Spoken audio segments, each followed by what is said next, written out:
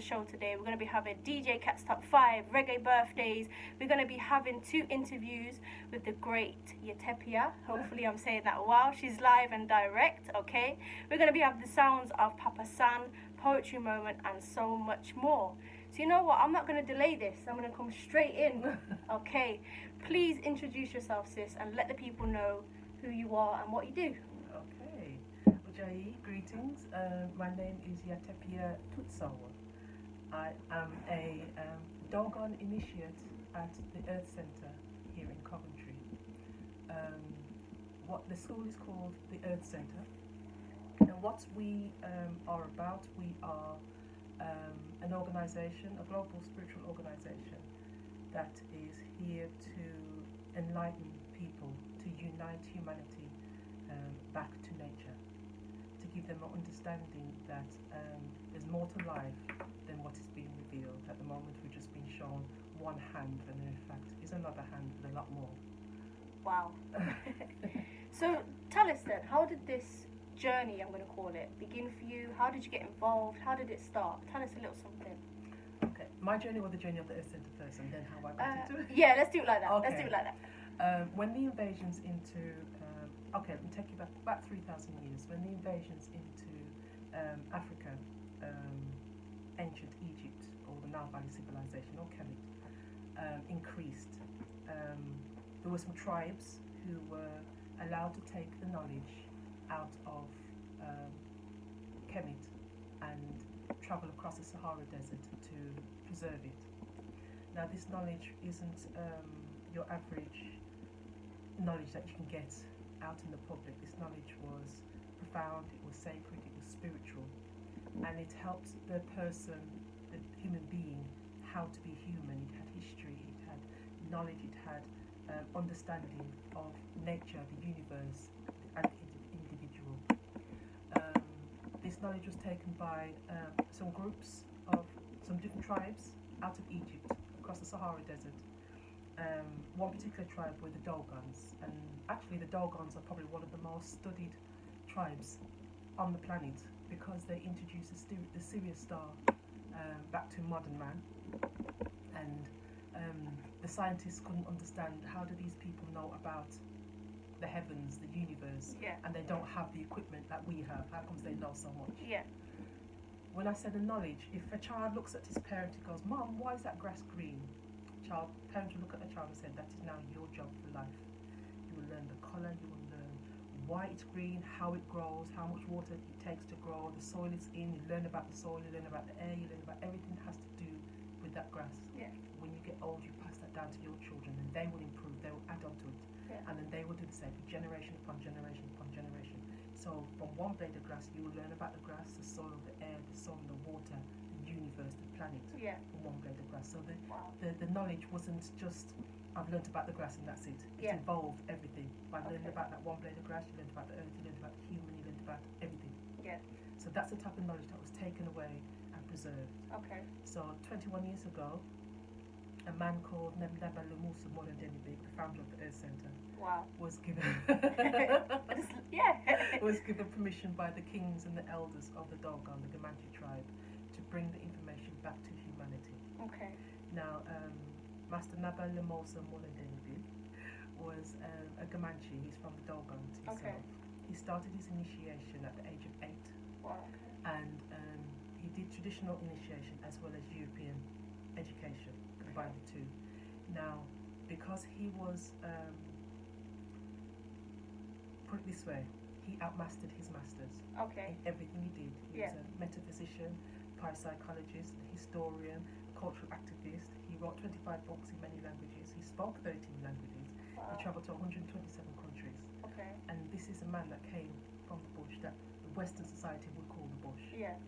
And he opened the Earth Centre in 1998, the first one in Chicago. And then went back to Africa, to Merita, to set up another one in Burkina Faso. Okay. When he transitioned, his son Irita, Naba Irita, got handed the baton. And so after that, further schools began to open. Yeah. We now have 5 in the UK, 2 in Africa, 2 in Canada, and 2 here in the UK, one being London and one being the one now in Coventry, in school. Exciting times. How I came about was my brother was in an incident and he was trying to figure out why people would be treated the way they are treated, Yeah. supposedly here and now in the so-called free modern world. So we started talking over years. We went to, well, it was no years actually, it was about 6 months. We actually went to Jamaica, sat down on the beach and talked and talked and talked and talked, which is nice, Yeah. but you can't live your life that way. So he came back to the UK and then he found the Earth Centre just by searching. And he joined, we didn't tell me he joined. Oh, okay. Until about 6 months later, I kept thinking, you know what? You've changed, and I like the way you've actually changed. You've slowed down your thinking process. You think things through. Yeah. Your whatever was on the inside is now on the outside. You are shining. I want what you've got. Yeah. So he told me about the Earth Centre, and I joined 2016, and I've turned 180 degrees, and I haven't looked back. Okay. Because what my life was like before, there was nothing wrong with it. I Yeah. had the car, I had the holidays, I had the house, I had the children, I had the grandchildren, I had everything. Yeah. But that was materialistic. I wasn't addressing my spiritual self, Yeah. which is left out of society. Okay. So at the Earth Centre, we understand that the human is more than just the material. Yeah. There's a spiritual aspect to everything. Yeah. So that's what we get in contact with, to make you a more rounded person so you can think outside the box. Okay. Wow. So, okay, people that are listening out there, they might say, well, how do you do that when there is such a fast and modern world, especially in the UK? We're constantly on the go. Things are always directed at us, pushed to us. How do you go about getting to your spiritual side? It's about emotional control. Okay. Okay. When you're too happy, you do something silly. Yeah. When you're too sad, you do something silly. We have a phrase that says, emotions don't think. They don't, it's a feeling. Yeah. It's your emotions. So at the Earth Centre, what we do is we give you the tools for you to slow down your responses and your reactions and think. There's 4 questions that you must always ask yourself. Doesn't matter how big the situation is, the decision you have to make, or how small. Yeah. The first question is this action I'm about to take, has it been done before? Yeah. If so, by who? Okay. What was the result? And is that the result I want for myself? Yeah. It's very simple. It takes a matter of seconds when you get used to it. But by doing that, you slow down your reaction and you act. You think first. And then when you do act, it's logical. Okay. It's a logical step, because if you ask anybody, all your mistakes, your regrets in your life, it's always been an emotional reaction instead of an action. So we give you the tools to help you to think. Wow. Okay. So, what sort of events, what sort of things are going on in this particular school, the centre? Tell us what kind of happens there. Okay. The Earth Centre, at the minute, we've just had orientation. We've opened the doors for people to join. Okay. It stays open for a further 2 weeks to the end of March, where you come and you learn. There's 3 classes in the MTAM school. That's what it's called. MTAM is the study, the science of energies. There's 3 classes. The first class is Medu. Okay. Where you learn the language. Medu Mait, Medu Neter. It's a 2-tiered language. Medu Mait is the language for everybody, but Medu Neter is the language of the gods. Okay. And with that, you learn the philosophy, you learn the culture. In order to learn the language, you must learn the culture. Yeah. As I was saying to you earlier, English language has 26 letters. Yeah. So we speak, we think, we dream in English. So we're very limited. In Medu, you have 400 sounds, 350 ideograms. So every sound has a concept. Okay. So say 26 concepts for letters that we have, 400 concepts for the sounds that we have.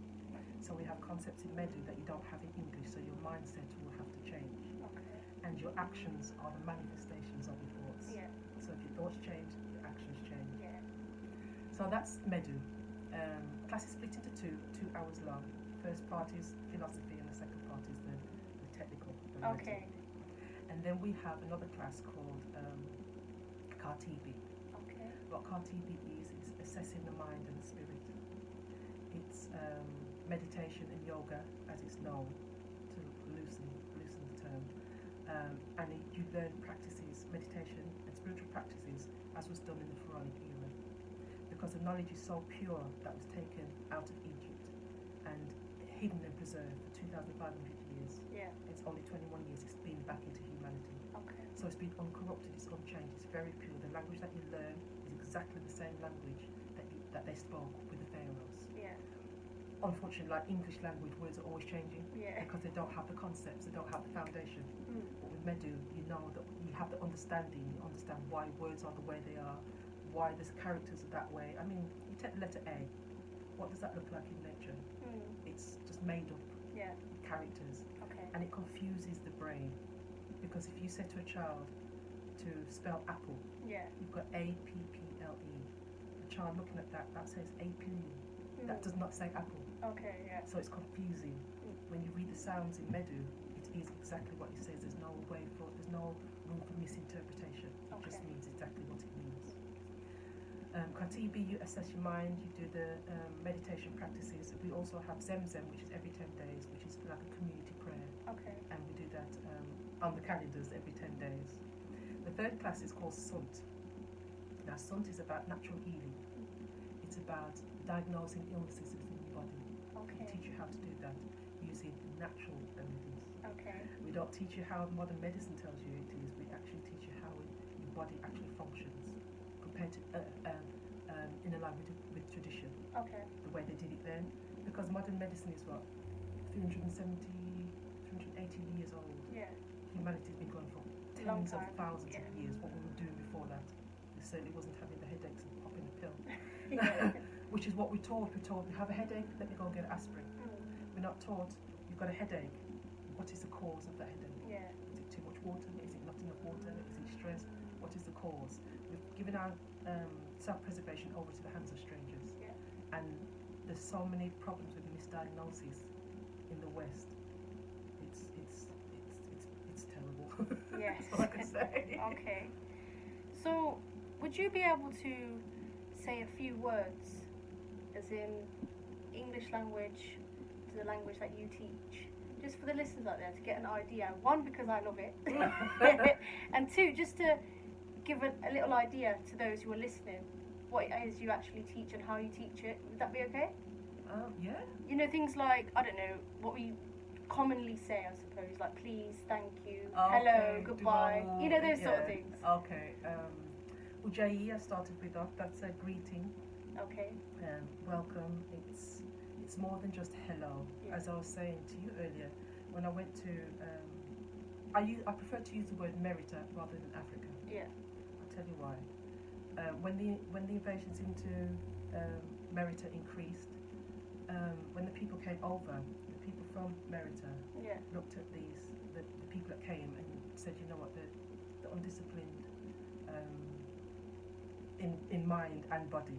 So they gave them the name Gurkha, Okay. which now means Greek. Okay. In turn, they gave us the name, when they realised it was a derogatory name, they gave us the name Afrika, Yeah. which means bird smouldering soul. So even the name Africa is derogatory to us. Every time we say I'm an African, you say I'm a dark burning soul. So I don't like to use the name Africa. But the name for Africa is Merita, Okay. beloved land. Okay. So that's one word, Merita. Okay. Ujjayi is another one. Greetings, how are you? I see you, I see beyond you. Okay. Welcome into my space, I see you. There's Iriheru, Okay. which means see you. Well, not just so much see you, means I'll see you another time, I will be seeing you. Yeah. Or there's Duau, which means thank you. Okay. Sent is sister. Okay. Sen or Sen-i, my brother. They are very personal words, and you can't use, okay, example. In the English language, what we do is we give meanings to what we mean, which somebody else probably doesn't understand. Okay. If I went to Merritt and said, oh my gosh, I'm so hungry, I could eat a horse, they'd look at me and go, you eat a horse? That's not natural. Yeah. Yeah. But we use it every day. Or something like, it's raining cats and dogs. Where? Really? You lot are crazy, man. Yeah. That's not natural. Mm. So how they speak is not contradictory. It's about nature, and it helps your mind to function the way it's supposed to. Mm. Don't use words that don't have the correct meaning, because you'll just mess up everybody else. Yeah. Okay. Wow. So, what kind of events have you got coming up?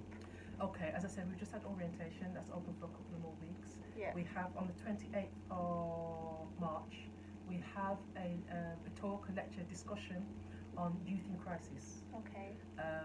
Because there is Needed. it is needed. It is very much so. We've had two actually. Fatherhood, the attack on masculinity, Okay. and motherhood, the divine feminine. We will repeat those because it's needed. Yeah. We also have one on climate change and environmental issues. That's in April, and then we Okay. have more on throughout the year. But if you have a look on Facebook, we're on Facebook. Yeah. All the information's there, and Okay. Twitter and Instagram. All them things there. Yeah, social media. We're there. We're there. Okay. We're there. So tell me, what inspires you? What inspires me? Yeah, you as a person. Change. Okay. Before I came to the Earth Centre, I was a woman who didn't crave for anything because I had the car, I had the house, I had the 60 odd pairs of shoes, 40 handbags. I only wore clothes once and then threw them away, or somebody had it, I wouldn't wear it again. That's the kind of person I didn't long for. I didn't need everything I needed. I had. Yeah. I'd always go on holidays. You mean everything you wanted, you had? Yeah. Okay. At that time, I couldn't distinguish the difference between want and need. Oh, okay, okay. I felt like I needed it, so. Okay, you got me there. Oh. So I didn't want for anything. Yeah.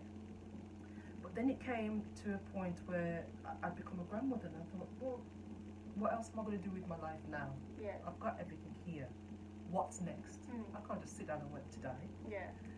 I actually wasn't searching for anything, but when I came to the Earth Centre, what happened was when I sat there and listened, I found that in my head, boxes were being ticked to questions I hadn't even asked myself yet.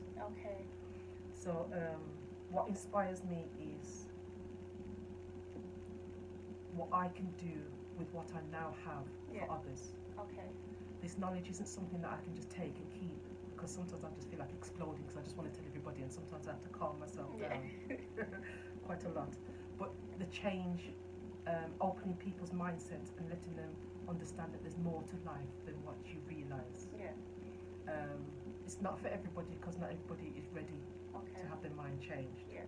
And some people that do join do leave because it's not about changing your mind, it's about facing yourself. Okay. It's about looking in the mirror and realising this is me. Yeah. There's a spiritual side to me, there's my ancestors around me, there's a lot because we teach you about having a dialogue with your ancestors. As I said in the calendar, there are days, spiritual days and non-spiritual days, where we make offerings to them. We make cakes. Okay. They don't actually eat the cakes, it's the energies that we put in that they receive. Wow. I'm interested. So, I've got to ask, why Coventry? Why Coventry? Yeah. Aha! Again, that is because of the ancestors. We have, when we go to Merita, we have what we call ancestral calls, and we consult the earth. We have energy readings to find out what the next move is, because the earth is not just a lump of rock that we live on. The earth is an entity, and we are living on an entity. Yeah. Wow. The past, present, and future is stored within the earth. If you want to know anything that's happening out in space, out in the universe, you consult the earth. Okay. Everybody's energies can be read from the earth. So when the earth was read by the priests in Merita, we was instructed that we needed to be in Coventry. Don't know why yet. Wow. But that will be revealed. Okay, I'm sure it will be revealed.